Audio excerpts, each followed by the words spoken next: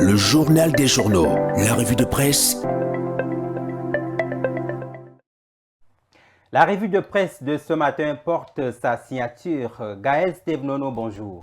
Bonjour Séraphin. Vous avez parcouru la presse pour nous livrer la revue. Nous vous écoutons. Alors, mesdames, messieurs, chers téléspectateurs, auditeurs, plus encore chers internautes, sentez-vous salués. Dans le cadre de cette dernière livraison de la revue de presse de cette semaine, 4 tabloïds ont retenu notre attention et l'économie en grande majorité. Route Yaoundé-Douala, ce que l'entretien coûte à l'État. C'est avec cette une qui bat la première de couverture du journal L'économie que nous ouvrons cette livraison de revue de presse.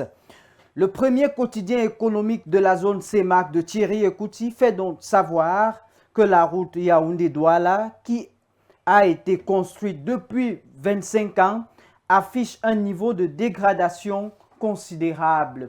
Le quotidien L'économie fait savoir en sous-titre que le Cameroun est en quête de financement auprès de la Banque islamique de développement pour la réhabilitation de l'axe Yaoundé-Douala. Lire plus d'informations en page 3.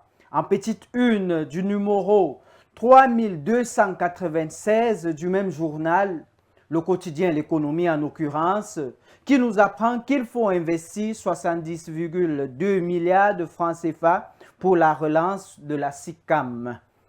Lire les détails en page 4.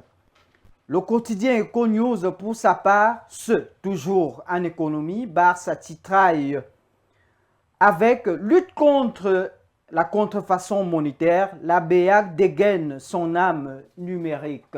Le journal de Pascal Dibamou informe que la BEAC vient d'écrire un nouveau chapitre de sa politique monétaire, non pas une décision de taux ou une directive financière, mais par une initiative technologique d'une portée symbolique et pratique considérable. En laissant l'application BEAC NG 2020 de lutte contre la fausse monnaie, elle envoie donc un message puissant sur l'importance de la confiance, ciment de toute économie. Plus d'informations à la page 3.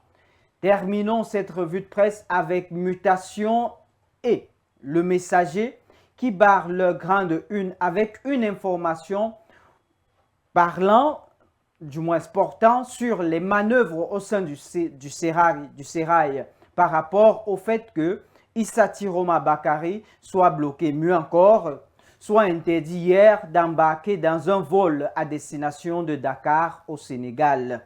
L'ex-ministre de l'Emploi et candidat à l'élection présidentielle crie à la persécution et appelle le peuple camerounais à ne pas céder à la peur. C'est tout pour la revue de presse de ce jour, Séraphin, et même de cette semaine. Merci Gaël pour cette brillante présentation et bon week-end à toi. Merci, bon week-end. Mesdames, Messieurs, c'est ici que se referme ce journal rendu possible grâce à l'ensemble de l'équipe technique et rédactionnelle. Merci de l'avoir suivi et bonne suite de programmes sur VRT TV et Success Radio. Bon week-end à tous. Au Cameroun, un peu plus d'un an.